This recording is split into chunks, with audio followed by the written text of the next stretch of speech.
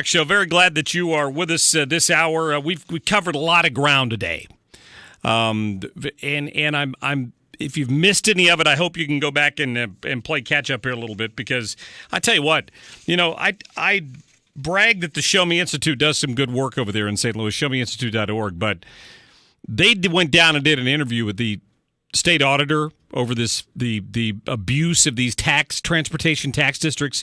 You need to go to their website and watch that, or go back and listen to my interview with Macpherson. Some of this stuff is just eye-opening, and you're going to do yourself a favor to find out more about it. Now, the issue we're going to focus on here at the top of the hour is the minimum wage hike in the city of St. Louis. Just to catch you up to date, Supreme Court ruled last week that the city could go ahead and raise its minimum wage. Business owners sued. It's been tied up in court for 2 years. So now, instead of bumping it up just a little bit, they're going to go straight to $10 an hour, and then maybe $11 an hour next year. And the stories in the Post say it could happen as early as next week. Mayor Lyda Krewson's all on board. There's a parallel story going on here. In Jefferson City, legislators in the House have passed a preemption bill, which would prevent the city from raising its minimum wage. It passed the House. It went to the Senate, where it's now tied up in a very contentious struggle on the part of Republican members of the Senate, some of whom want to pass ethics reform, others don't, and now some are saying if ethics reform doesn't pass, they'll clog up the Senate and not let anything else pass the remainder of the session, which would include this preemption bill.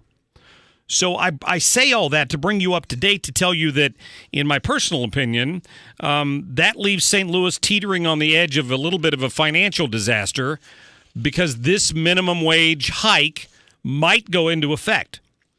We're joined right now by Dr. David Macpherson. He is a professor of economics at Trinity University.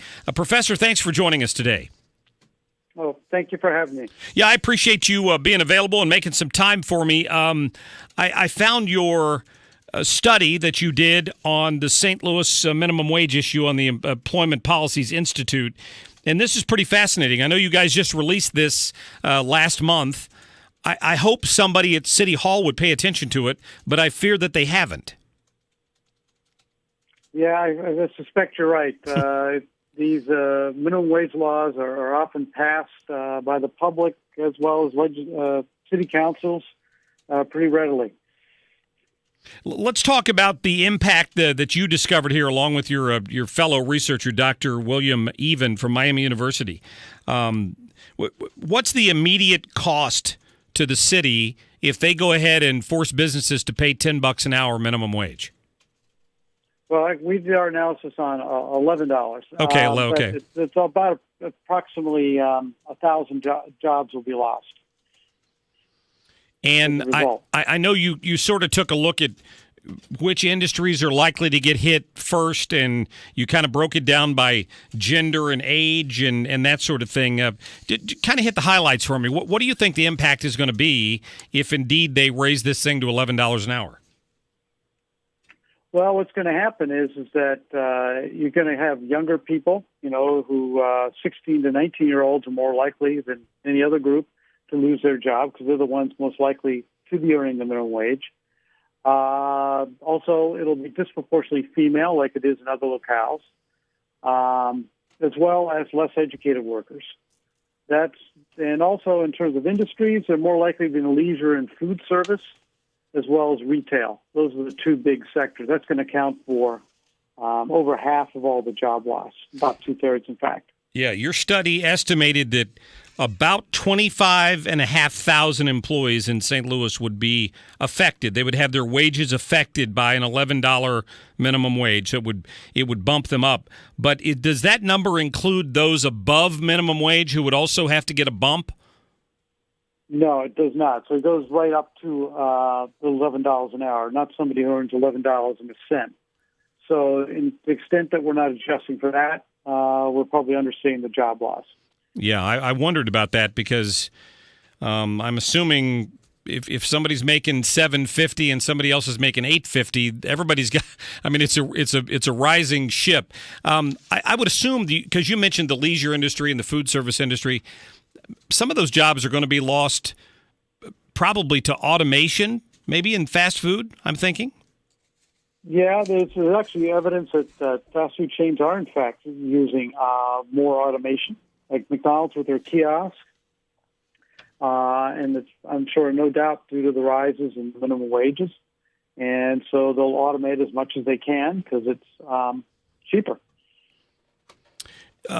So maybe compare what we think is going to happen in St. Louis with what we've already seen, because it's my understanding that some cities like Los Angeles and other places across the country, maybe Seattle, I think I remember hearing, were pushing ahead with this attempt to raise the minimum wage to eventually $15 an hour. That's right. And one of the problems with looking at the effect of the minimum wage is it takes time for the effects to happen. There's been some good research out there which suggests it could take as much as 4 years to get the full impact of the minimum wage, so that it's not like the next day it goes to $11 an hour, everybody gets laid off. Right. It takes time for the adjustment to happen. And so we don't think we're going to see the full effects of a $15 minimum wage until the future, much as 4 years after they get increased. Wow. Well, I know it's bad news for small business owners who, I was interviewing somebody earlier about this, and I mean, they don't have large profit margins, generally speaking, to begin with. At least the mom and pop stores or the businesses that have fewer than 20 employees, they're the ones that are going to suffer first, I'm guessing. Yes. Well, I tell you.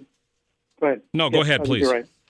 No, I agree with you. The wages at smaller firms tend to be lower, and they're going to be most likely affected.